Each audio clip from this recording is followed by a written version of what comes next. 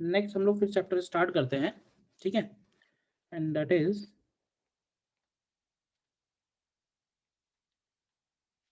Magnetism. और ये भी इम्पोर्टेंट चैप्टर है, इनफैक्ट थोड़ा इजी चैप्टर है, बस इसमें एक पॉइंट है जो सही से समझ लेना होता है और वो है डायरेक्शन से रिलेटेड, ठीक है ना। देखो मैग्नेटिज्म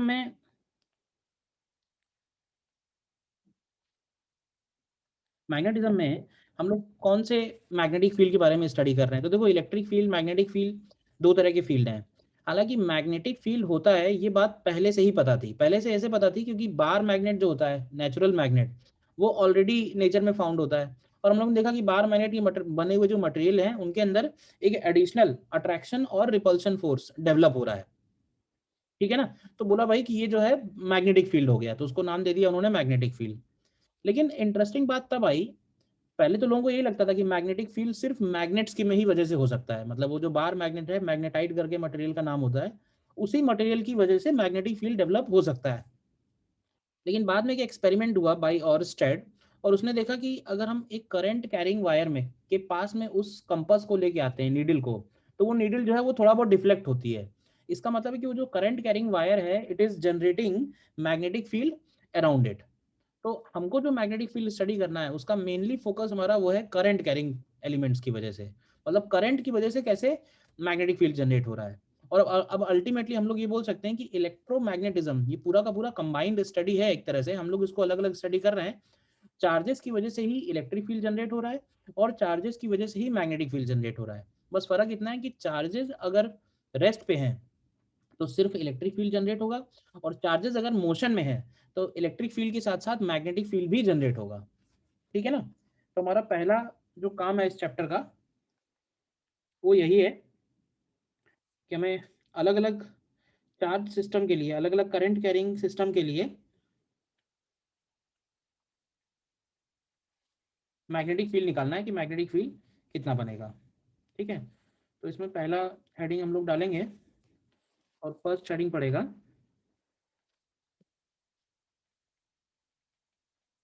बायोट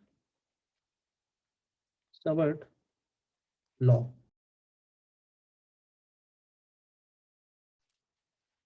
सबसे पहला पॉइंट इसमें स्टार्ट करते हैं, विच इज बायोट सवर्ट लॉ, ठीक है। बायोट सवर्ट लॉ में सिंपली क्या बोलते हैं, देखते जाओ। जैसे मान लेते हैं कि कोई भी करंट कैरिंग वायर है, ठीक है ना, आई करंट इसमें फ्लो कर रहा है, ठीक है। तो हमें देखना है कि इस वायर की वजह से, इस वायर से आर डिस्टेंस पे कितना मैग्नेटिक फील्ड है। और जो बायोट सवर्ट लॉ है, it is applicable only for current differential elements. तो ऐसे समझ लो कि मैंने यहाँ पे एक डिफरेंशियल एलिमेंट लिया है। डिफरेंशियल एलिमेंट समझते हो ना, क्यों भाई, विच इज़ वेरी स्मॉल, ठीक। और इस डिफरेंशियल एलिमेंट की वजह से हमको आर डिस्टेंस पे, इस डिफरेंशियल एलिमेंट की वजह से हमको आर डिस्टेंस पे यहाँ पे एक पॉइंट पी है, और इस पॉइंट पी पे मैग्नेटिक फील्ड निकालना है, ठीक है। तो डायरेक्ट लिख लो इसमें क्या एक्सप्रेशन है, magnetic field, magnetic field at P due to current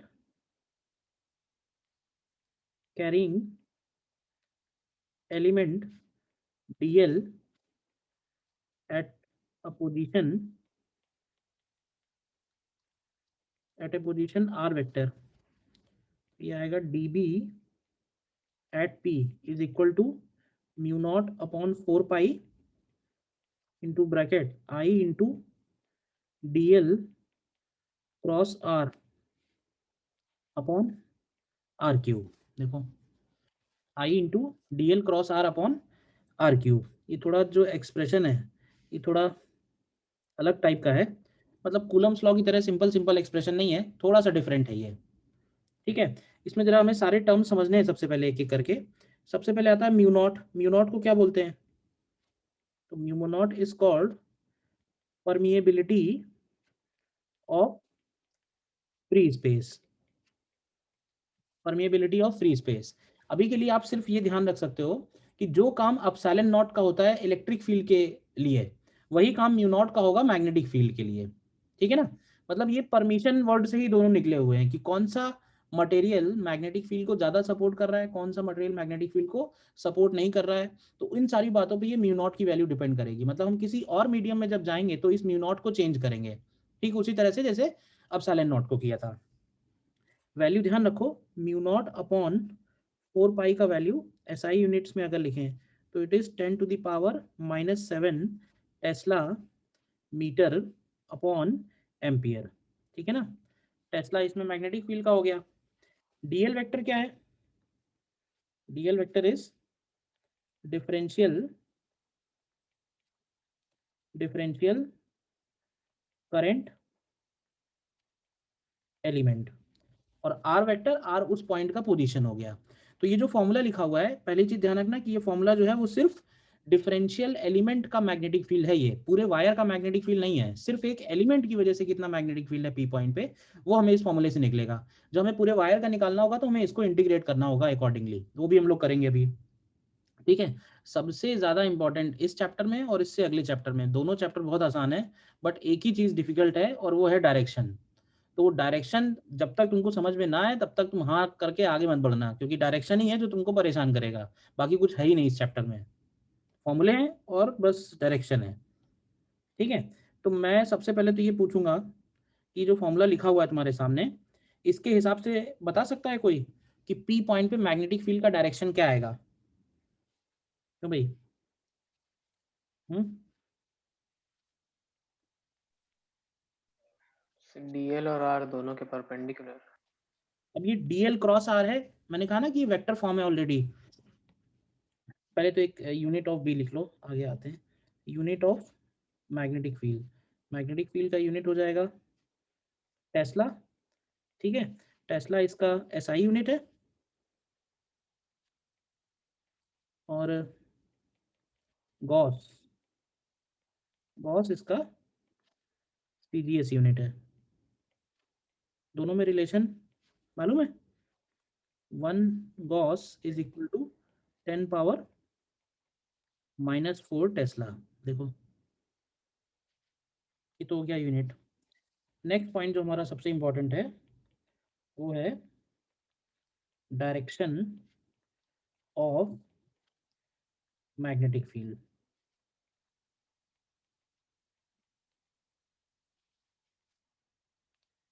direction of magnetic field देखो,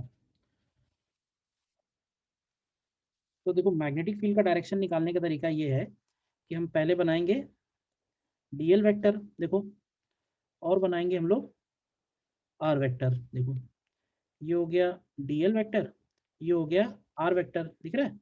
और ये पॉइंट पी है।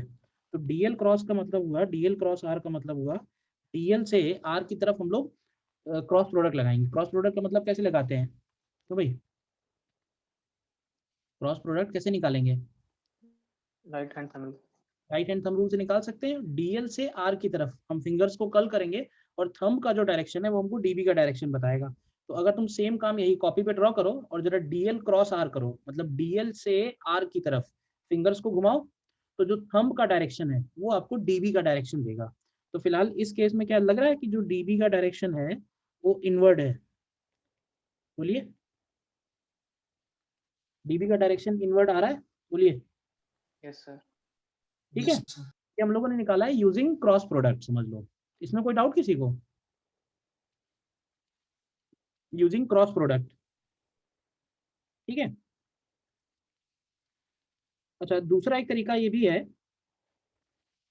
दूसरा एक तरीका एक और है, मेरे पास एक डायग्राम है, ये देखो।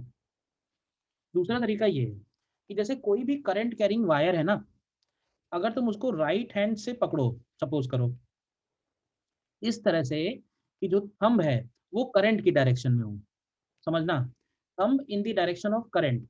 तो ये जो फिंगर्स हैं, ये फिंगर्स जिस तरह से हमारे थंब के अराउंड घूम रही हैं, ठीक उसी तरह से मैग्नेटिक फील्ड भी उस वायर के अराउंड घूम रहा है, magnetic field lines. Magnetic field और इलेक्ट्रिक फील्ड में ये एक बहुत बड़ा अंतर है। इलेक्ट्रिक फील्ड जो है वो पॉजिटिव से शुरू होकर नेगेटिव पे खत्म होता है, लेकिन मैग्नेटिक फील्ड लाइंस हमेशा क्लोज लूप बनाएंगी, हमेशा क्लोज लूप होंगी।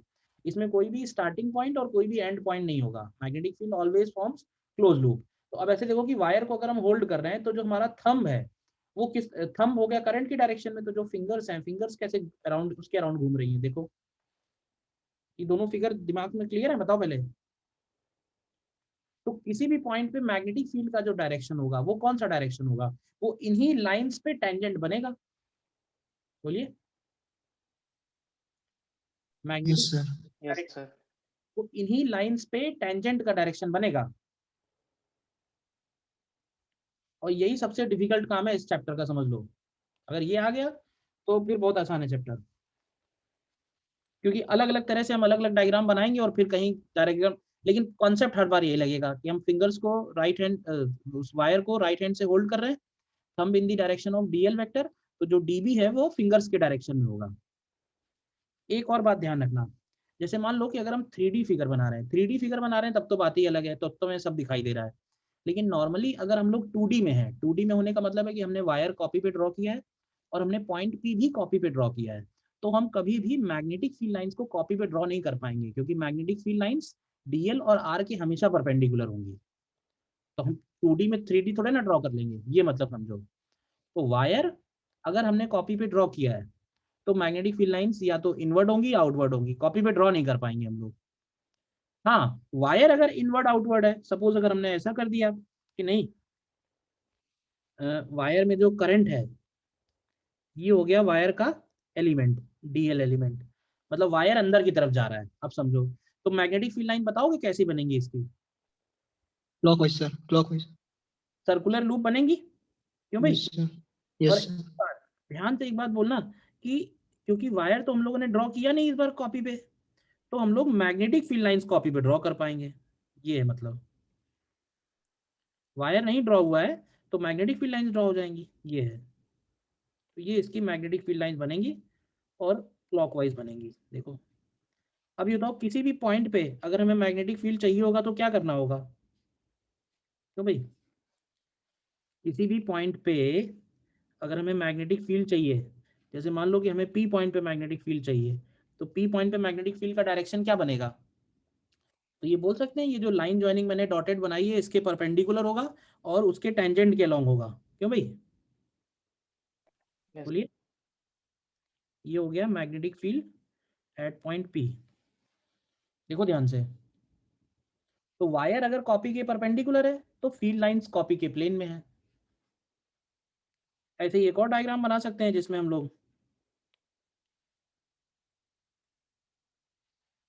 डायरेक्शन पलट देते हैं, क्यों भाई?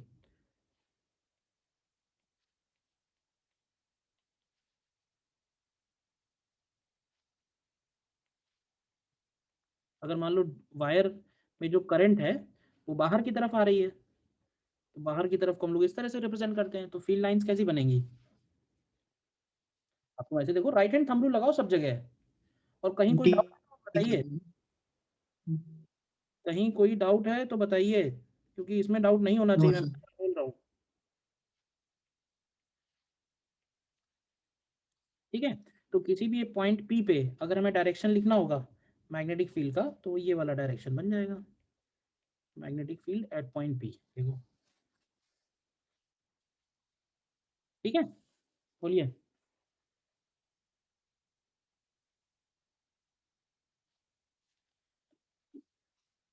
जिस लाइन के लॉन्ग वायर होता है ना, समझना, जिधर वायर है उस लाइन पे अगर हम कोई पॉइंट लेते हैं ना, तो उस पॉइंट पे मैग्नेटिक फील्ड जीरो होगा। ठीक है ना? क्यों जीरो होगा बताएगा कोई? हम्म, क्यों भाई? सर डिस्टेंस जीरो हो गई। नहीं नहीं, डिस्टेंस नहीं जीरो हो गई। एक्चुअली क्या हुआ कि सर अगर, आर क्रॉस आई का वो जीरो हो जाएगा। हाँ sir R cross I zero. भाई डीएल इधर बनाया है और डीआर इधर बनाएंगे, तो डीएल और डीआर के बीच में एंगल 90 डिग्री हो जा रहा है, सॉरी 180 डिग्री हो जा रहा है, क्यों भाई? बिकॉज थीटा इज 180 डिग्री, समझ गए? इस वायर के अंदर हम कोई भी एलिमेंट लें, उस एलिमेंट की वजह से पी पॉइंट पे अगर हमें मैग्नेटिक फील्ड लिखना है तो हम आर वेक्टर बनाएंगे और डीएल और आर के बीच में एंगल लिखेंगे, तो वो एंगल 90 0 हो जाएगा या 180 हो जाएगा, और साइन वाला कंपोनेंट 0 ही बन जाएगा। ठीक है, बोलिए।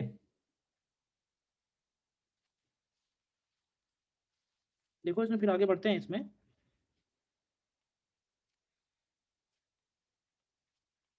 Calculation of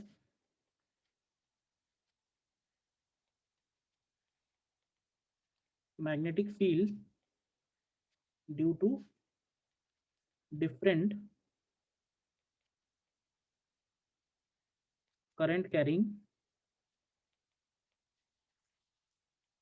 wires.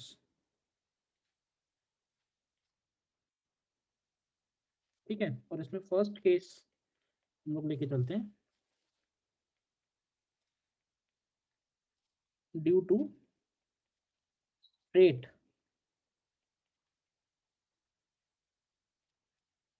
Current carrying wire, due to straight current carrying wire. तो देखो इसमें तुम्हें ध्यान रखना है सीधे सीधे, हालांकि प्रूफ के लिए तो आएगा नहीं कभी, बट एक चलो प्रूफ करके देख लेते हैं कि प्रूफ कैसे करते हैं।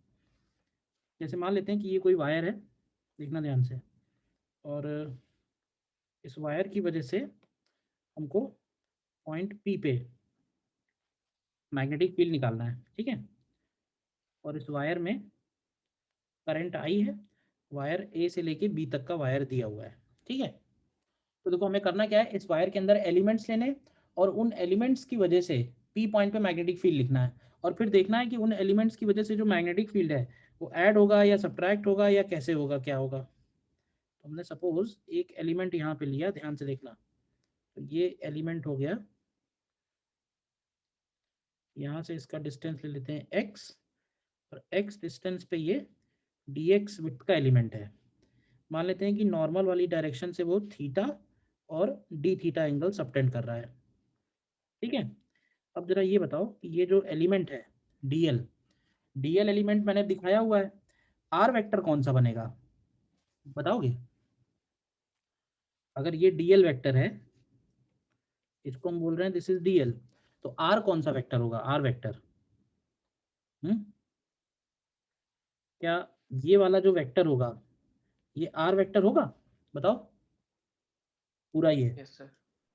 तो आर वेक्टर और डीएल वेक्टर के बीच में एंगल, ये एंगल कितना आएगा बताओ? ये एंगल कितना होगा थीटा के टर्म्स में?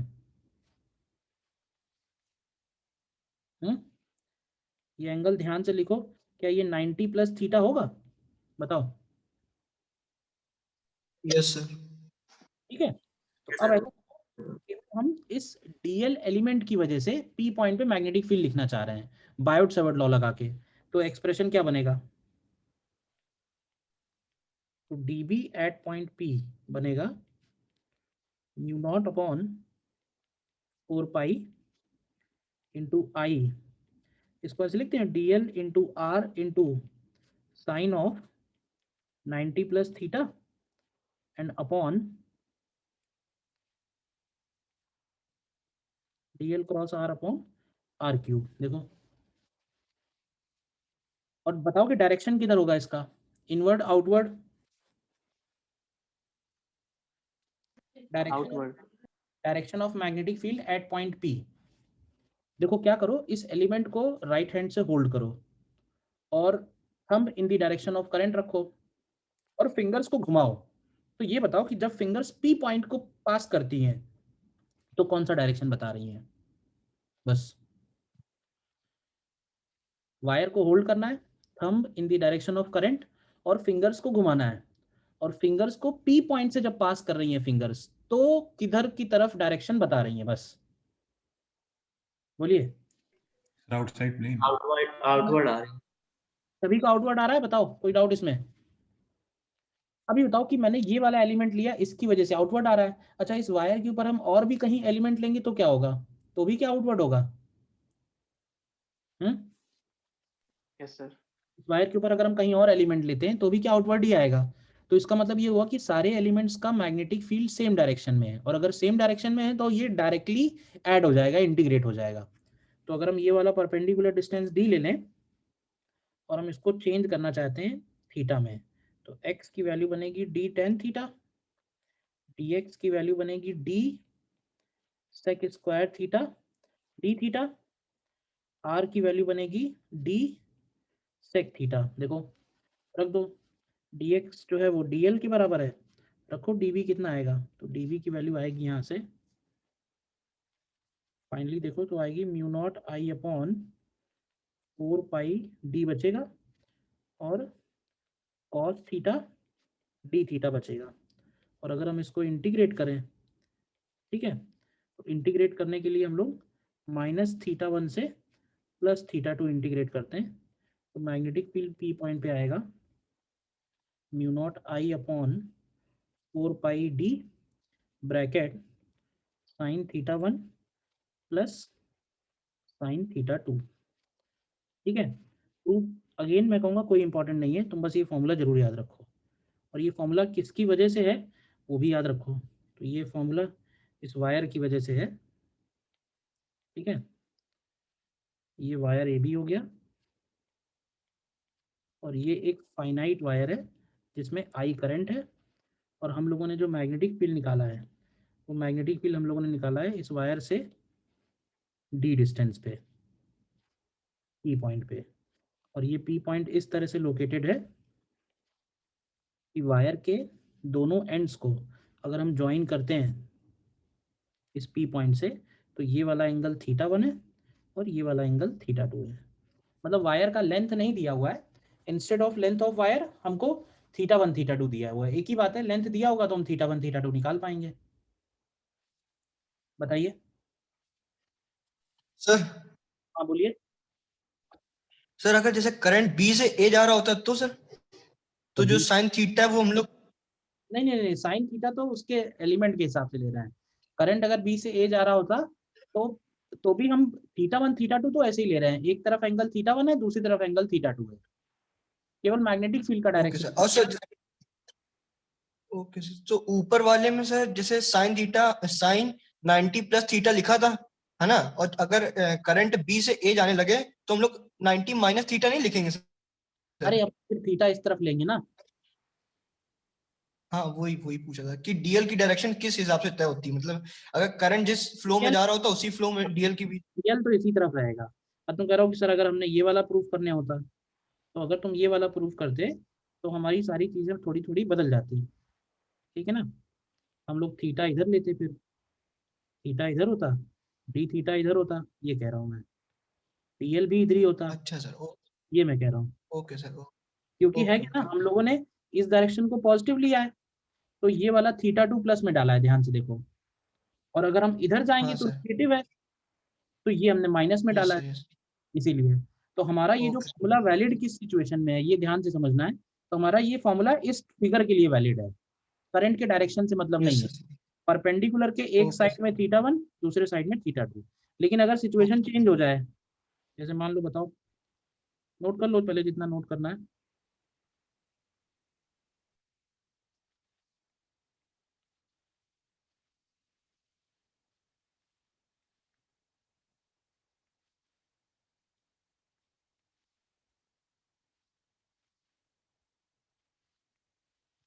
मान लो ये वायर ए बी है, ये वाला एंगल 30 है, और ये वाला एंगल 6, ये भी एंगल 30 है।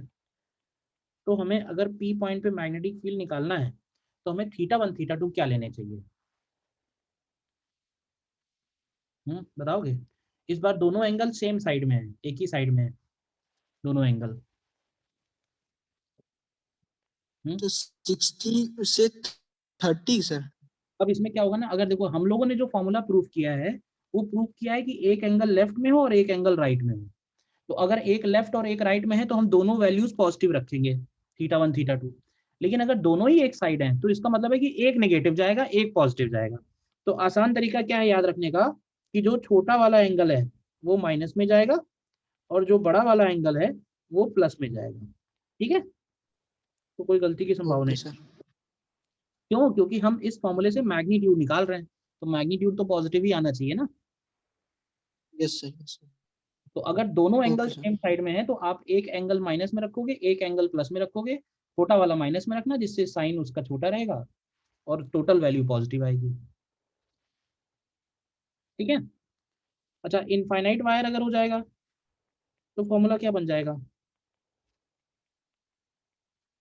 बताओ यू अपने नॉट आप आई बता अपॉन सकते 2 हो? पाई D.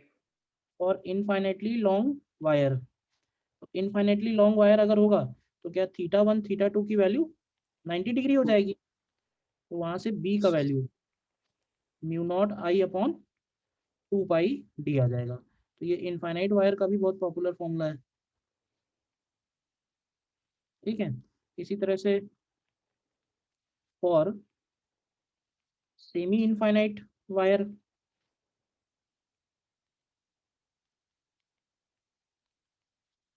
For semi infinite wire eight one and, तो इसके लिए क्या करेंगे? You not I upon 4 pi D. तो इस केस में थीटा 1 0 हो जाएगा और थीटा 2 की वैल्यू 90 डिग्री हो जाएगी, तो मैग्नेटिक फील्ड आ जाएगा। इसमें डायग्राम बना के बताने की जरूरत है या क्लियर है? बताइए, कोई डाउट है इन दोनों लास्ट वाले फॉर्मूले में? तो सेमी इनफाइनाइट का मतलब हुआ इस तरह का वायर, जिसका एक एंड हमको नोन है और दूसरा एंड इनफाइनाइट डिस्टेंस पे है। मतलब वायर ए से स्टार्ट हो रहा है, दूसरा एंड इनफाइनाइट पे है। सेमी इनफाइनाइट का मतलब ये हुआ। तो इसमें थीटा 1 0 है, थीटा 2 90 है।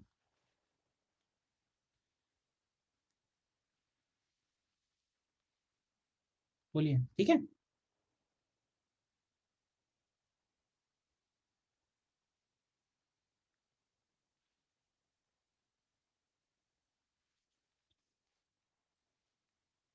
नेक्स्ट इसके बाद है सेकेंड पॉइंट में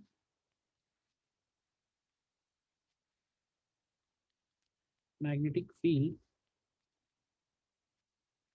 due to circular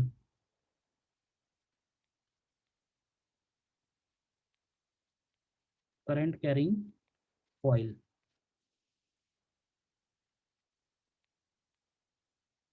magnetic field due to circular current carrying coil.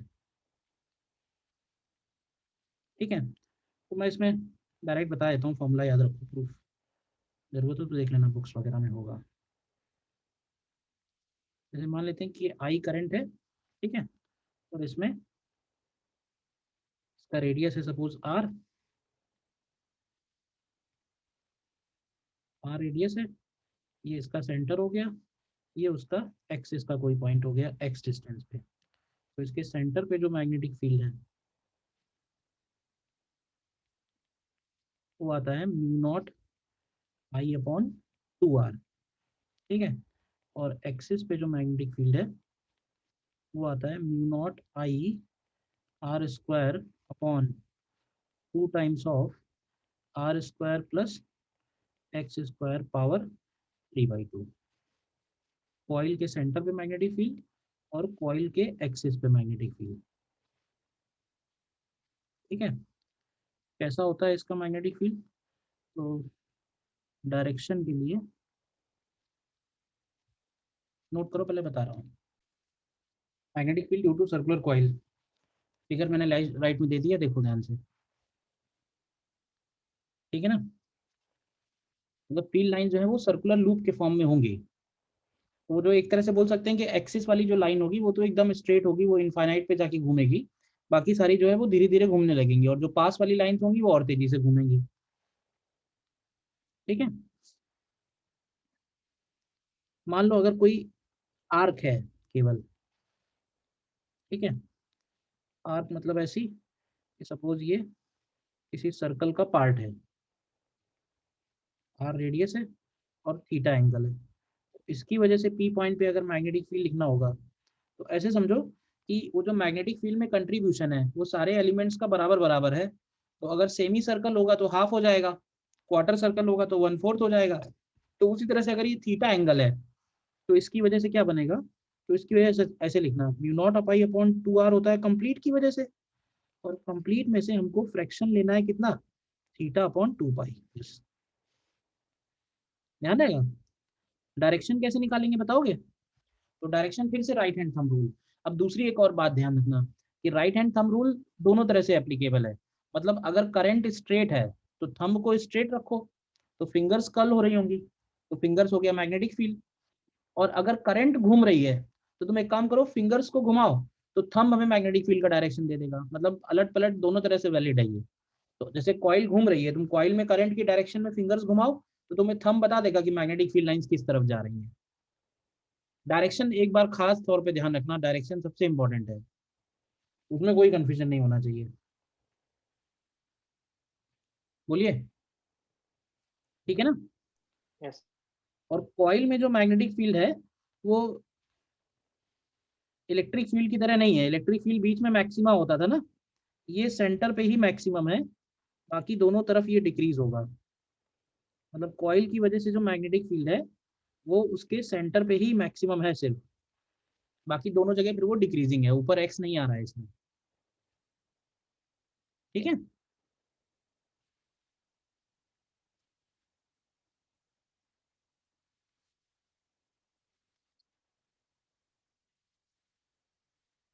Then इसमें थर्ड पॉइंट में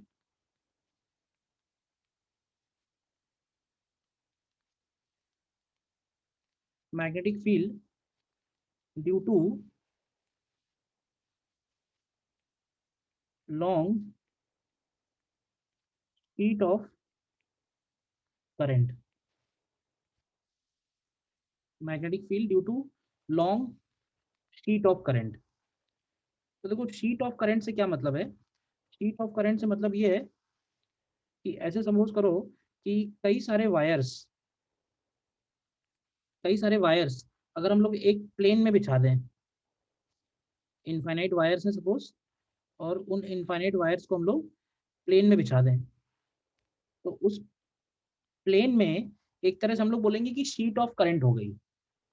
और ये जो मैंने बनाया हुआ है ये उसका क्रॉस सेक्शन है, ये मैंने क्रॉस लगाए हुए हैं, ये क्रॉस रिप्रेजेंट कर रहा है कि करंट अंदर की तरफ जा रहा है।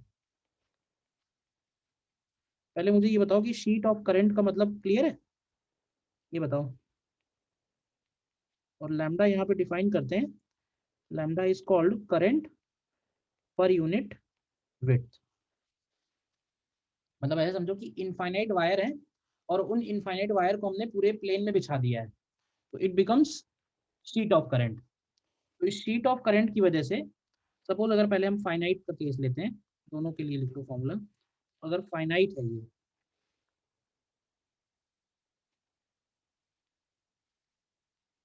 अगर ये फाइनाइट है तो एक तरफ एंगल इसका और दूसरी तरफ एंगल इसका, सपोज एक तरफ एंगल थीटा 1 है, एक तरफ एंगल थीटा 2 है, तो इस पॉइंट पे जो मैग्नेटिक फील्ड है वो राइट साइड में होगा। तो इस मैग्नेटिक फील्ड की वैल्यू निकल के आएगी म्यू नॉट लैम्डा अपॉन 2 पाई into bracket theta 1 plus theta 2। हालांकि फाइनाइट के लिए तो कभी पूछा नहीं जाएगा, तो मैं इनफाइनाइट के लिए ध्यान रखना है। For infinitely long sheet of current, और infinitely long sheet of current, तो उसके लिए थीटा 1 थीटा 2 दोनों की वैल्यू पाई/2 के इक्वल बन जाएगी क्यों भाई। तो ऐसे केस में उसका जो मैग्नेटिक फील्ड आएगा वो आएगा म्यू नॉट लैम्डा/2। ये जो मैग्नेटिक फील्ड है, ये मैग्नेटिक फील्ड शीट से डिस्टेंस पे डिपेंड नहीं करता है, और ये बिल्कुल वैसे ही है जैसे इलेक्ट्रिक फील्ड में था। इलेक्ट्रिक फील्ड भी जो इनफाइनाइट शीट होती है, इनफाइनाइट शीट से जो इलेक्ट्रिक फील्ड है वो उस पर डिस्टेंस पे डिपेंड नहीं करता है, सिग्मा अपॉन 2 एप्सिलॉन नॉट, याद है। Sigma yes upon sir. 2 epsilon not का मतलब समझ लो मैग्नेटिक वर्जन हो गया एक तरह से magnetic field. Infinitely long sheet का ध्यान रखो बस, फाइनाइट की जरूरत नहीं पड़ेगी। ठीक है। इसकी फील्ड लाइंस कैसी बनेंगी वो जरा देख लो। फील्ड लाइंस इसकी ऐसे होंगी,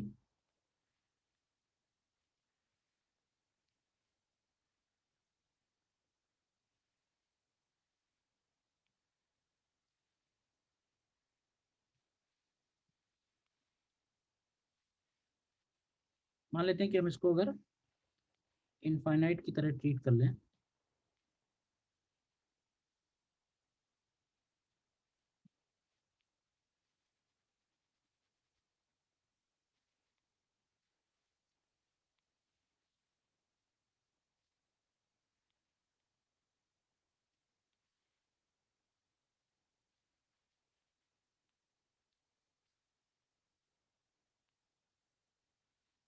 मान लेते हैं इनफाइनाइट है ये,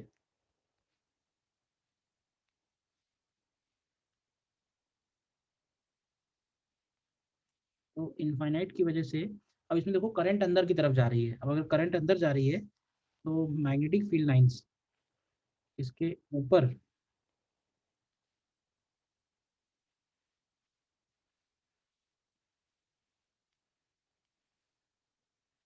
इस तरह से रहेंगी और नीचे भी इसी तरह से रहेंगी। देखना, मतलब इसके ऊपर से फील्ड लाइंस राइट साइड में जा रही हैं और इसके नीचे से फील्ड लाइंस लेफ्ट साइड में जा रही हैं। और ये फील्ड लाइंस टर्न कहाँ पे ले रही हैं, तो ये इनफाइनाइट पे टर्न ले रही हैं जहाँ पे वो शीट खत्म होगी। ठीक है ना। और ये जो ऊपर फॉर्मूला लिखा हुआ है वो इसी के लिए है। और ये स्पेसिंग इनके बीच में सेम है क्योंकि यूनिफॉर्म मैग्नेटिक फील्ड है और ये चेंज नहीं हो रहा है डिस्टेंस के हिसाब से। डिस्टेंस के हिसाब से चेंज नहीं है, बस ये है। यस। ठीक है ना। तो अगर करंट अंदर की तरफ जा रही है तो थोड़ा चेंज कर देंगे।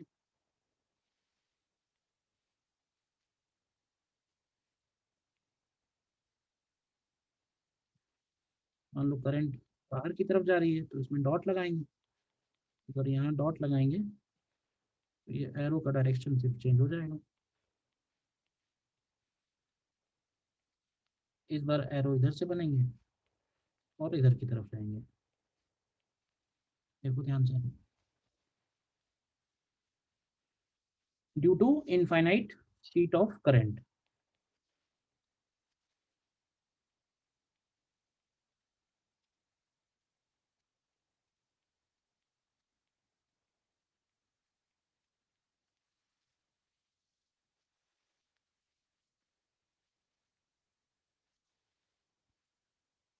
ठीक है। सिर्फ फील्ड लाइन सर्कुलर नहीं है तो फिर इनका स्टार्टिंग और एंड पॉइंट सब कुछ होगा।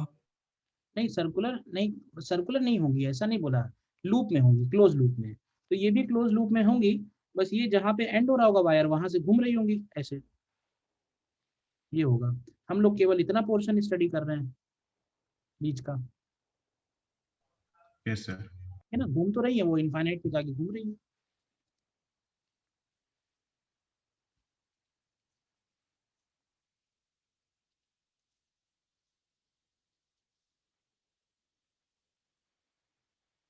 ठीक है, बताओ।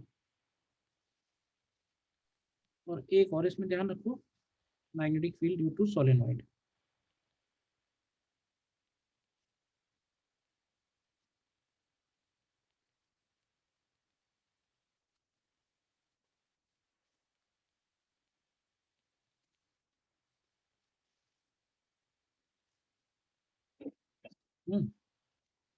सोलेनॉइड हम किसको बोलते हैं, ये रहा देखो। ठीक है। सोलेनॉइड जो है वो लॉन्ग भी हो सकता है और फाइनाइट भी हो सकता है, मतलब इनफाइनाइट भी होगा और फाइनाइट भी होगा। तो अगर फाइनाइट होगा तो हमें उसका ये लेंथ हमको गिवन रहेगा। ठीक है। मेंशन इसमें क्या क्या चीजें रहेंगी, एक तो करंट, करंट तो दिख ही रहा है, current flowing through the wire. और दूसरा इसमें एक क्वांटिटी मेंशन होती है एन करके, and this is number of turns per unit length. ठीक है ना। इसको हम लोग टर्न्स डेंसिटी भी बोल सकते हैं। ठीक है। अब देखो अगर जैसे लॉन्ग सोलेनॉइड है तो लॉन्ग सोलेनॉइड का जो बीच वाला पोर्शन होगा, जैसे सपोज कर लो इतना पार्ट, तो इतने पार्ट में तुम ध्यान से देखो तो मैग्नेटिक फील्ड यूनिफॉर्म है, मतलब वो भी इसके अंदर भी फील्ड यूनिफॉर्म रहेगा। हाँ, कॉर्नर्स पे जाएंगे, जब किनारों पे जाएंगे तो ये मैग्नेटिक फील्ड लाइन थोड़ी सी डिस्टर्ब हो रही है, डेविएट हो रही है। सोलेनॉइड का जो मैग्नेटिक फील्ड है और बार मैग्नेट का जो मैग्नेटिक फील्ड है वो एग्जैक्टली सेम रहता है, ऑलमोस्ट सेम रहेगा। बीच का जो ये पोर्शन है, ध्यान से देखो सोलेनॉइड में, तो क्या ये मैग्नेटिक फील्ड लाइन तुमको ऑलमोस्ट ऑलमोस्ट यूनिफॉर्म दिख रही है भाई? और अगर हम कॉर्नर्स पे जाएंगे इस तरफ, तो तुम देखो थोड़ा सा डेविएशन आ रहा है, फील्ड लाइंस टर्न हो रही है, क्योंकि उसको टर्न होके घूम के वापस से दूसरे एंड पे एंटर होना है। तो मैग्नेटिक फील्ड इसका, अगर हम फाइनाइट सोलेनॉइड का लिखें,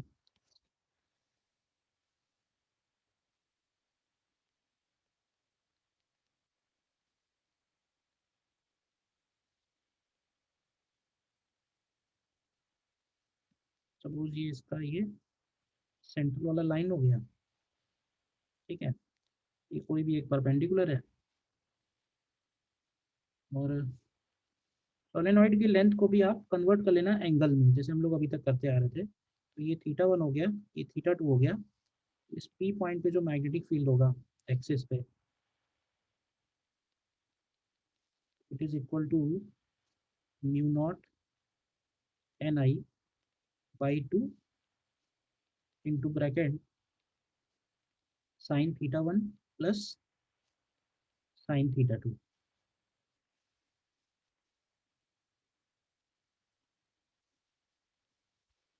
साइन θ1 प्लस साइन θ2, ठीक है। और अगर इसी को कन्वर्ट करो इनफाइनाइटली लॉन्ग सोलेनॉइड के लिए,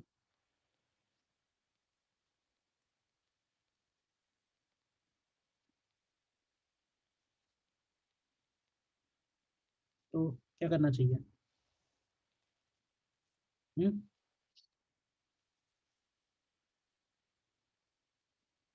θ1 एंड θ2 दोनों का वैल्यू 90 डिग्री हो जाएगा। Magnetic field on its axis बोलो या एट सेंटर बोलो, ये आ जाएगा म्यू नॉट NI। तो ये वाला फॉर्मूला ज़्यादा इंपॉर्टेंट है, इस पर ज़्यादा क्वेश्चंस आए हैं, ठीक है ना।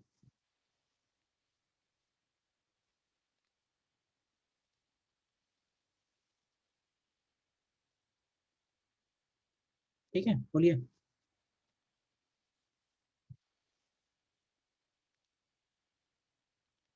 तो इतने मैग्नेटिक फील्ड हैं जो आपको ध्यान रखने हैं। वायर की वजह से हो गया, कॉइल की वजह से हो गया, कॉइल के एक्सिस पे, कॉइल के सेंटर पे, इनफाइनाइट शीट की वजह से, और इनफाइनाइटली लॉन्ग सोलेनॉइड की वजह से। डायरेक्शन तुम हर जगह राइट हैंड थंब रूल से निकाल सकते हो, ठीक है ना। Fingers in the direction of current, तो thumb will give you direction of magnetic field, और अगर thumb in the direction of current करोगे तो जो फिंगर्स का कर्ल का डायरेक्शन है वो मैग्नेटिक फील्ड का डायरेक्शन हो जाएगा।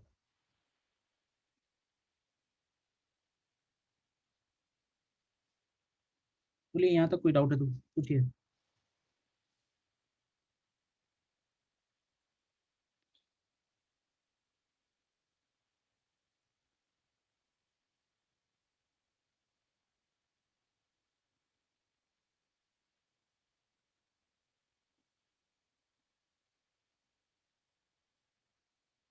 हम्म, देखो इसमें फिर क्वेश्चन जो एक तो पूछे गए हैं वही करके देखते हैं। सर हाँ बोलिए। सर इस डायग्राम में north pole south pole clock rule से लिखा गया था। नॉर्थ पोल साउथ पोल हम लोग इसी तरह से बोलते हैं कि जिस पॉइंट से फील्ड लाइंस ओरिजिनेट होती हुई अपीयर हो रही हो उसको हम नॉर्थ पोल बोल रहे हैं, और जहाँ पे अंदर जा रही हो उसको साउथ बोलेंगे। Yes sir. देखो ऐसे भी बता सकते हैं, जैसे मान लो कि अगर हम इधर से देख रहे हैं, ठीक है, तो भाई तो ये बताओ कि जो सामने कॉइल का क्रॉस सेक्शन दिखेगा हमको, इसमें करंट का क्या डायरेक्शन दिखेगा, क्लॉकवाइज या एंटी क्लॉकवाइज? सर जहाँ एन लिखा है उस तरफ एंटी क्लॉकवाइज। हम्म, इधर से देख रहे हैं, हाँ एन वाली साइड से, एन वाली साइड से देखेंगे तो ये एंटी क्लॉकवाइज है ना। तो एंटी क्लॉकवाइज में ऐसे बना देते हैं कई बार, तो इससे ही पता चल जाता है कि यहाँ पे कौन सा पोल बन रहा होगा, ठीक है ना। बताओ, यही पूछ रहे थे। Yes sir. और अगर क्लॉकवाइज है डायरेक्शन करंट का, तो ये इधर से एस पोल हो गया।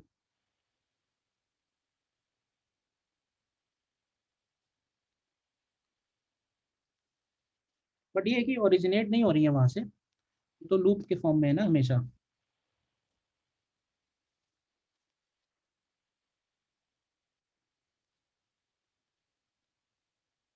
देखो इसमें कुछ क्वेश्चंस देखते हैं। ये देखो 24 एंड 25।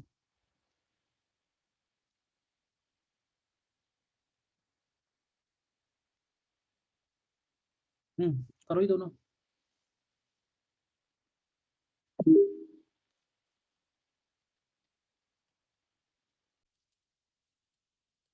पहले वाले में क्या कह रहा है, current of 1 ampere is flowing on the sides of an equilateral triangle, side given है, और मैग्नेटिक फील्ड हमको उसके सेंटर में बताना है।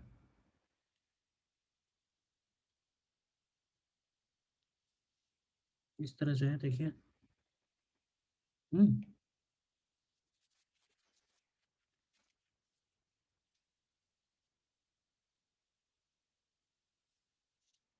इक्विलेटरल।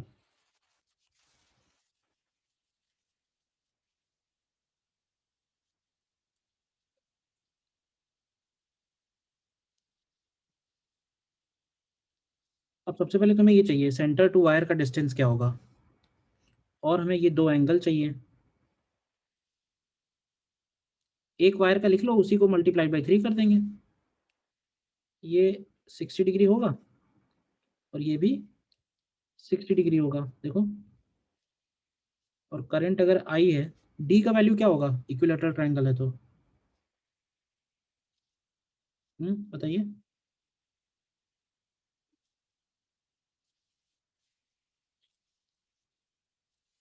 हम्म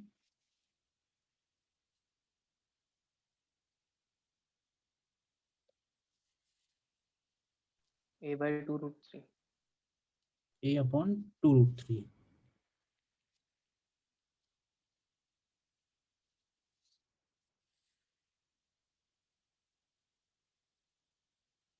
ठीक है, तो केवल एक वायर की वजह से अगर हम लोग लिखेंगे B1, तो ये हो जाएगा μ0I/4πD and sin θ1 plus sin θ2, तो दोनों ही sin 60 हैं, इंटू 2 कर देना। और टोटल निकालना है अगर, तो टोटल के लिए क्या करोगे, इसी में लास्ट में इंटू 3 कर देना। देखो बताओ क्या आता है।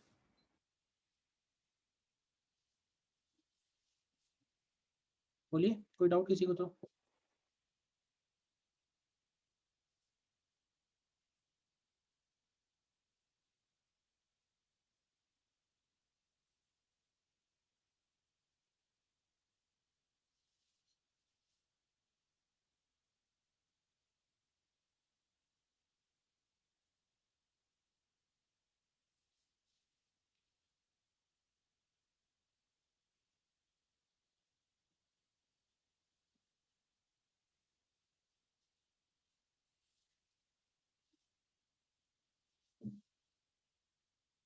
क्लियर है, कौन सा आ रहा है आंसर।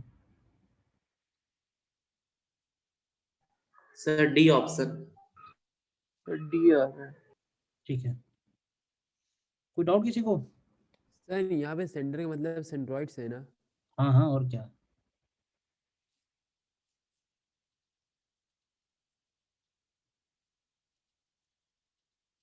नेक्स्ट देखो, सेकंड वाला।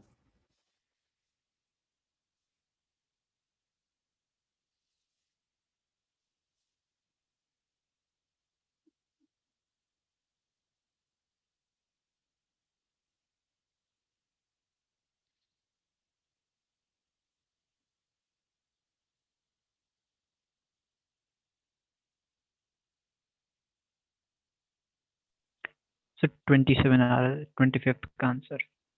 27 आ रहा है।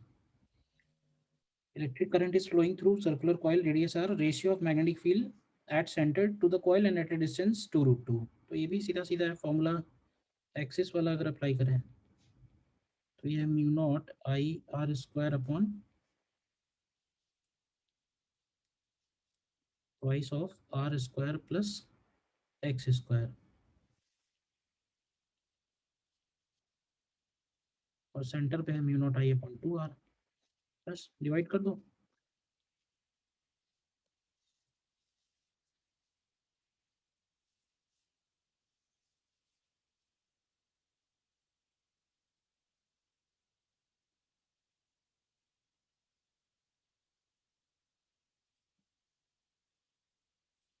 Yes sir. 27।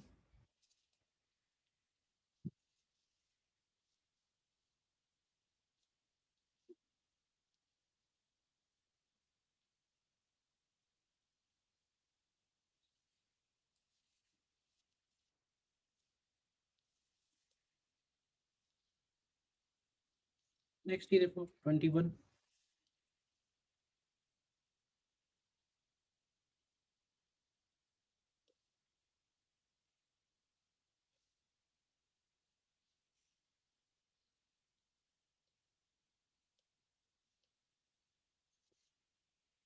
देखिए,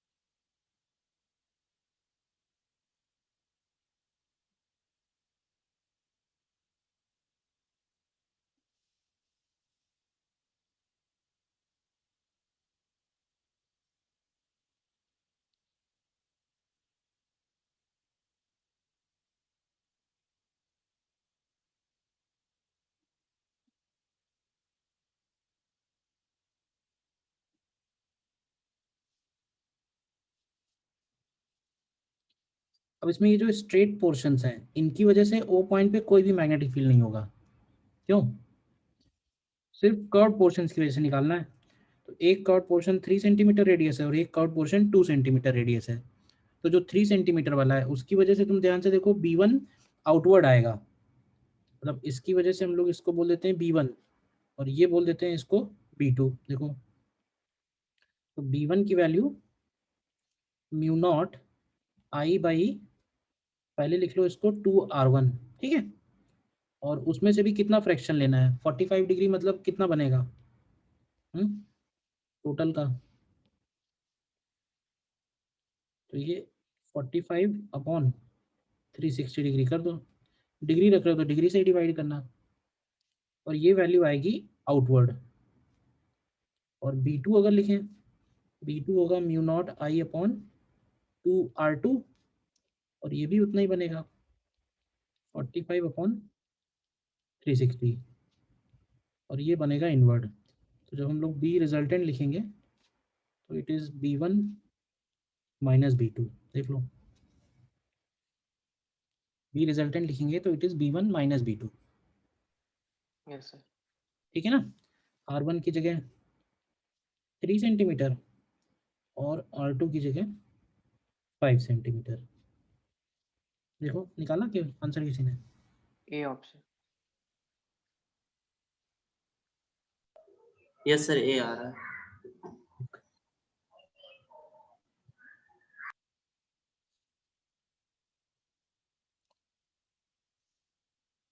तो मैग्नेटिज्म में सबसे पहला पॉइंट तो यही है, calculation of magnetic field in different situations.